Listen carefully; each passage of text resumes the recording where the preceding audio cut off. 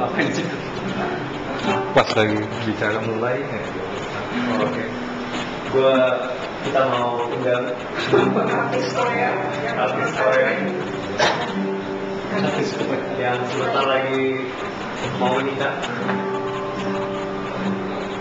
Beda dong, pastikan tuh dari sebulan yang lalu ya. Dua kali misi terakhir. Malahan bukan dia, tapi ada di saya. Karena saya lupa waktu itu. Jadi, we want to welcome Eric to share his testimony. Kita mau dia mau ceritain apa yang lo ceritain apa? Semuanya ini. Oh, dijawab semuanya? Oh, oke. Di konsistensi gimana pengalaman sama Tuhan selama ini gitu.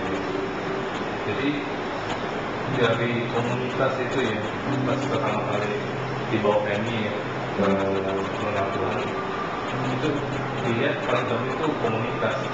Karena dia bawa saya ke DC dulu, bukan ke gereja dulu. Jadi di komunitas itu saya tuh belajarnya tuh lebih banyak. Jadi kalau misalnya ke gereja, mungkin dia dicerita apa, iya, tapi nggak ngerti ya, dia nggak masuk gitu ya, cuma garis besar kalau di gereja. Tapi kalau pas kita di DC komunitas ketemu pemuritan atau Stephen, itu wah, dia kebukanya banyak banget, dan disitulah menerima Tuhan itu. Ya dari situ, nah itu satu sih pentingnya komunitas. Dimana kita ada, walaupun ada masalah apa kita tetap sama-sama gitu ya.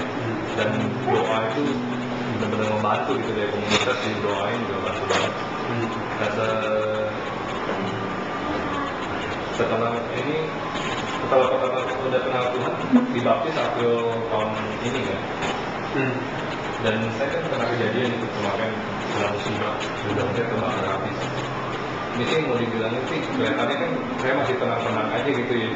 Padahal kalau dilihat itu tuh kayak usaha saya, ketika saya pulang ke sini itu usaha saya mulai dari nol.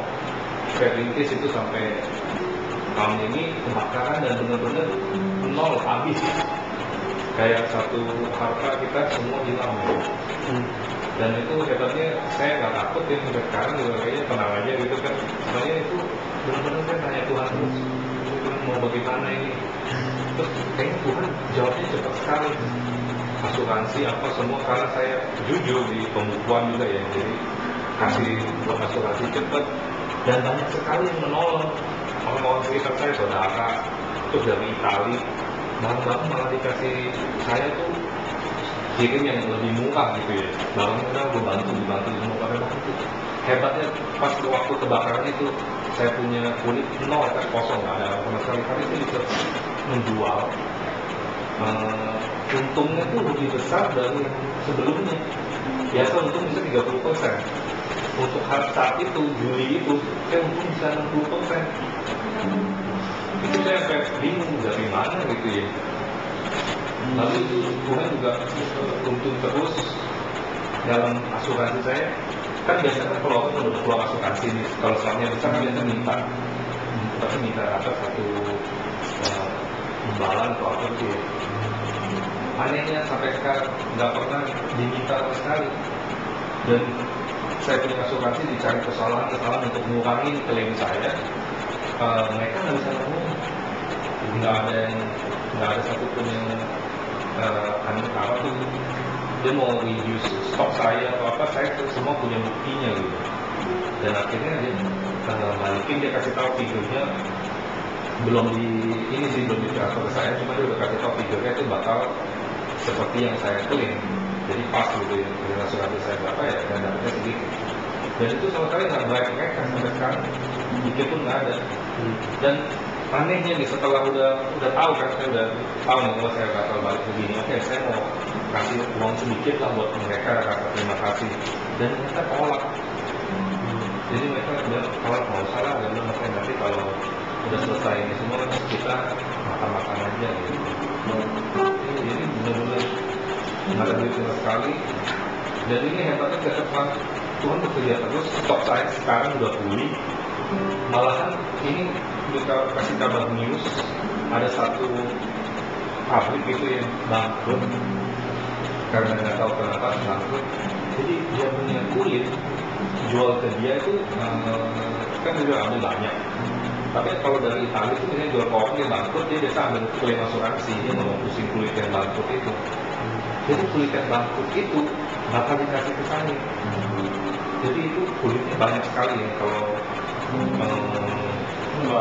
ya kulitnya banyak sekali, dan itu bisa sampai iya sampai saya kaget iya katanya soalnya saya kan nggak mau pusing itu kulitnya, saya asuransi udah dapat duit, kenapa saya urusin kulit di Taiwan ya di Italia. Jadi dia kasih saya contoh semua itu kulit di Thailand, dia punya pabrik dari dia juga. Nah itu dapat dikasih ke saya, kayaknya nilainya tuh sekitar dia 400.000 square feet ya, kalau dikali $3 aja berarti itu 1,2 juta dolar ya. Iya, saya juga kaget, banyak amat for free. Enggak free, tapi itu murah banget. Soalnya karena dia nggak mau peduli lagi, dia ambil aja dulu deh katanya. Nanti baru hitung berapa. Jadi ya hebat banget, gitu, kaget. Dan makanya sampai sekarang tuh kayaknya saya tenang aja gitu, karena apa yang perlu ditakutin gitu. Dan pas waktu itu saya juga belajar, walaupun misalnya orang bilang oh ya nanti Tuhan bisa kembalikan 2 kali lipat kalau berapa kali lipat, tapi saya udah nggak merasa, karena ini semua kayaknya kita semua milik Tuhan ya. Kita punya semua kan milik Tuhan, itu mau kembali berapa juga yang kita milik Tuhan gitu. Jadi ya sudah, kita percayain aja, kita kalau bisa kita mesti maju lagi, investasi lagi.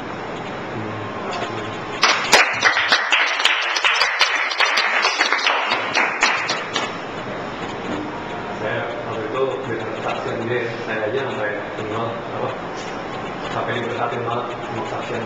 Soalnya tadi mungkin si Erik lupa ceritain, dia maksudnya kita dengar kan mungkin kita pikirnya oh gampang banget ya kebakaran, dia tenang, terus diganti asuransi, terus dapat berkat lagi kulit orang selain dari Itali. Sebenarnya nggak kayak gitu juga, prosesnya juga nggak sebentar ya. Waktu klaim asuransi itu lumayan lama gitu. Malah kayaknya dianya tenang, sayanya yang pikiran. Sampai kadang pikiran, misalnya dulu belum ada, saya BBM dia ya kan, setelah BBM terus udah belum asuransinya. Kita waktu itu lagi makan siang gitu, saya ingat aja, terus gimana asuransi udah sampai mana, jasadnya gimana. Saya nanyain dia terus gitu.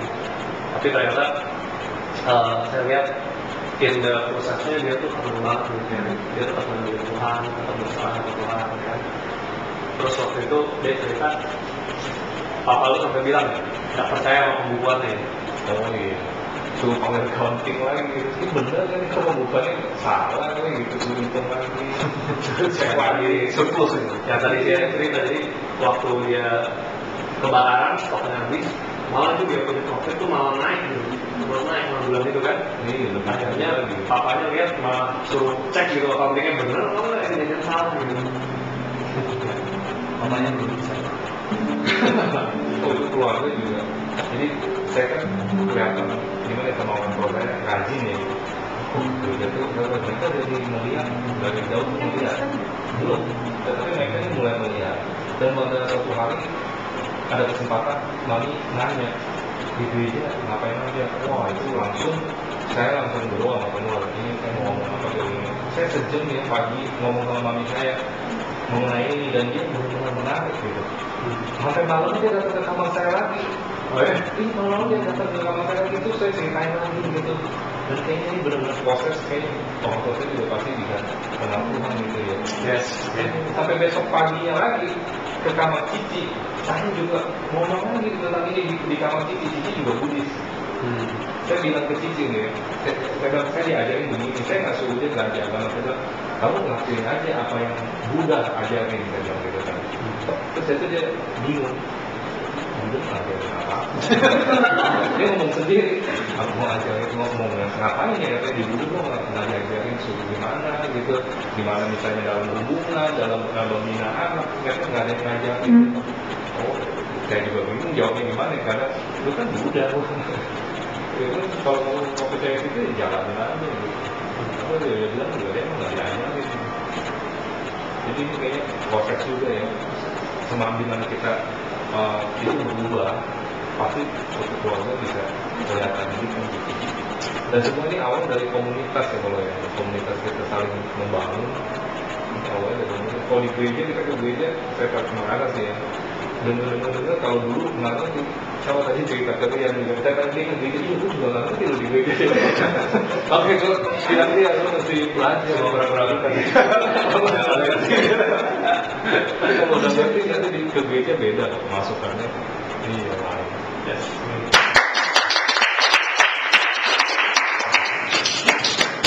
Luar biasa. Luar biasa. Gue suka sih dengan statementnya si Ari tadi dia bilang semuanya kan ini milik Tuhan. Yes. Pada saat dia ngomong gitu tuh kayak speak in my heart gitu. Gue merasa itu memang keluarnya dari Tuhan gitu. Dari si Ari bahwa kalau semuanya itu milik Tuhan, ya gampang buat kita adalah di situ. Kita punya mindset bahwa apa yang kita miliki, apa yang kita punya gitu kan, itu miliknya Tuhan. Jadi pada saat itu diambil dari kita nggak akan worry, kita nggak akan khawatir, karena itu miliknya Tuhan gitu kan. Nah, kalaupun terjadi sesuatu yang miliknya Tuhan, kok gitu kan, pasti dia akan kembalikan. Bahkan apa yang Erik alami, dia kembalikan, dia percayakan, dia bukan kembalikan, dia percayakan lebih lagi. Dia percayakan lebih lagi, bukan kembalikan, karena miliknya Tuhan yang tetap. Cuma dia percayakan dulu lebih lagi. Itu yang buat dia. Jadi waktu pas sebelum kejadian itu kan, jadi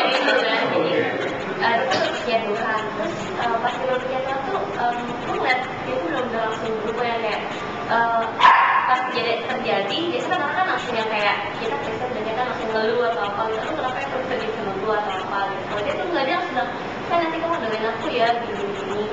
Setiap mau ketemu siapa gitu, jasa kalau siapa, dia langsung yang ngomong, nanti aku mau gini-gini doain aku ya, nanti aku mau gini-gini doain aku ya. Kayak kita bener permintaan dari Tuhan banget, kayak lebih dari gue gitu. Gue kayak oke, tapi bagusnya di sini kita udah ngandelin dalam setiap langkah yang diambil gitu. Jadi mau ngapain pun dia doa, dan mau ngapain pun dia bilang sama Tuhan, dan itu gue belajar. Jadi dalam setiap hidup kita juga kita harus doa, nanya Tuhan, ngandelin Tuhan, jangan perkataan yang negatif tapi terus ngandelin Tuhan.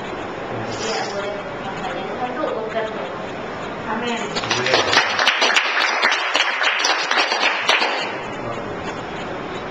Mari kita berdoa kita.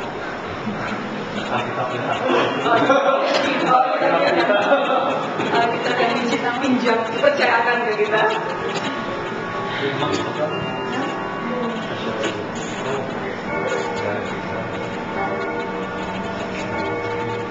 Kita mulai dari 12.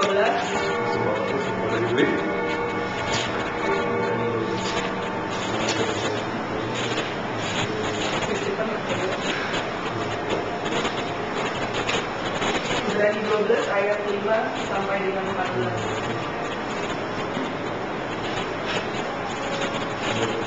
Ini 12.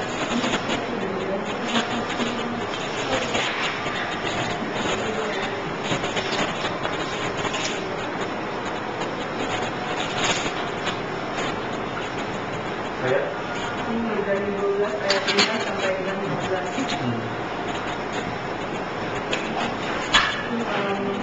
Bacaannya Kita perlu bagi. Oh, mau dibagi nggak? Saya.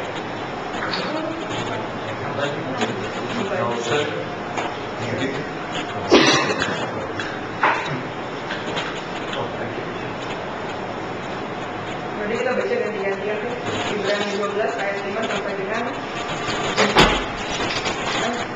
sampai dengan 14. dari siapa? Dari gue. Biar gampang ada orang kan.